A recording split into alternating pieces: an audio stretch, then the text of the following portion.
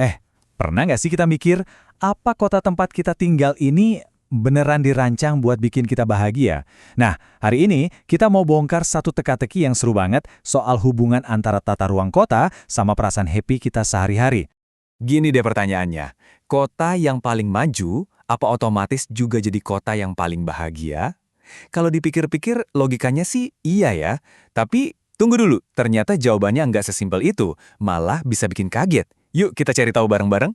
Coba deh, kita lihat perbandingan yang kontras banget ini. Di satu sisi ada Pulau Jawa, kota-kotanya super padat, infrastrukturnya masif, ekonominya kencang. Nah, di sisi lain, kita punya wilayah kayak Maluku atau Kalimantan Utara.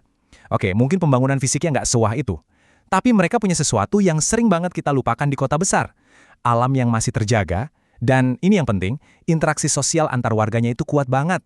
Nah, ini dia yang disebut paradoks pembangunan. Datanya nunjukin sesuatu yang di luar dugaan.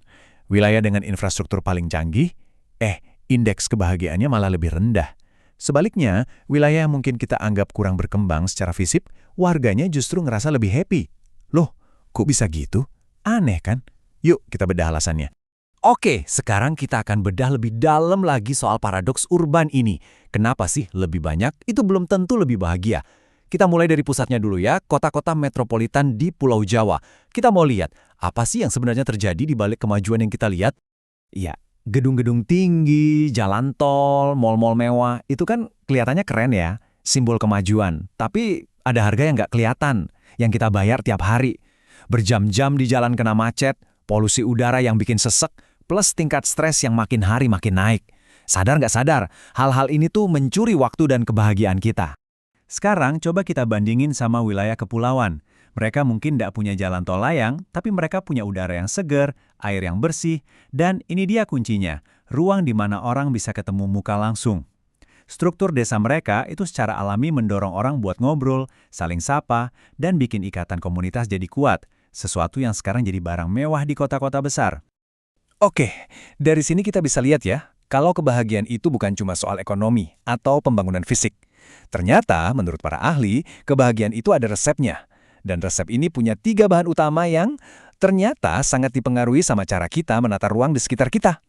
Selama ini kan kita mikirnya kebahagiaan itu abstrak ya, susah diukur. Tapi ternyata nggak juga. Para ahli justru udah punya kerangkanya, jadi kita bisa bedah satu persatu. Nah, ini ngebantu kita banget buat ngerti kenapa ada lingkungan yang bikin kita nyaman, dan ada juga yang malah bikin stres. Nah, ini dia 3 dimensinya. Pertama, ada kepuasan hidup. Gampangnya, ini soal seberapa mudah kita mengakses fasilitas, kayak sekolah atau rumah sakit. Kedua, afeksi atau perasaan. Ini soal perasaan kita sehari-hari, bebas dari stres atau enggak.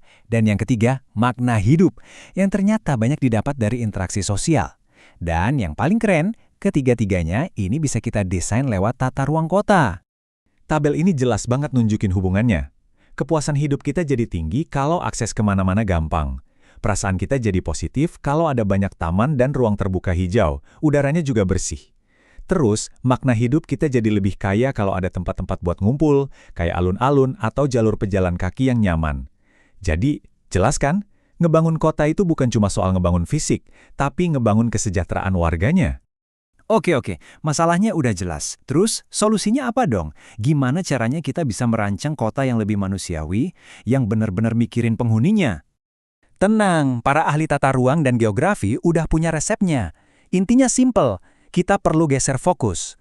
Dari yang tadinya mendesain kota buat mobil biar bisa ngebut, jadi mendesain kota buat manusia, biar bisa hidup dengan nyaman. Kota yang enak buat dijelajahi jalan kaki, bukan cuma dari balik jendela mobil. Resep pertama namanya kota padat terpadu atau compact city. Coba bayangin deh, rumah, kantor, sekolah, pasar, semuanya deketan. Bisa dijangkau cukup dengan jalan kaki atau naik sepeda. Artinya apa? Waktu kita yang berharga nggak habis di jalan lagi, bisa dipakai buat hal yang lebih penting, kayak buat keluarga atau buat diri sendiri. Resep kedua adalah pembangunan yang berorientasi sama pejalan kaki.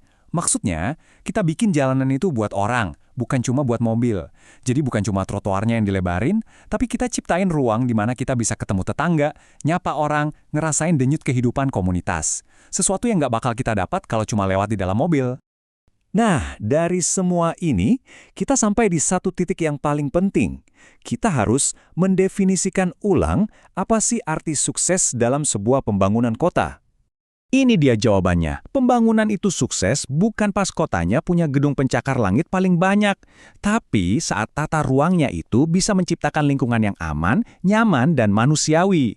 Itu dia tujuan utamanya. Bukan soal seberapa tinggi bangunannya, tapi seberapa baik bangunan dan ruang itu melayani manusianya.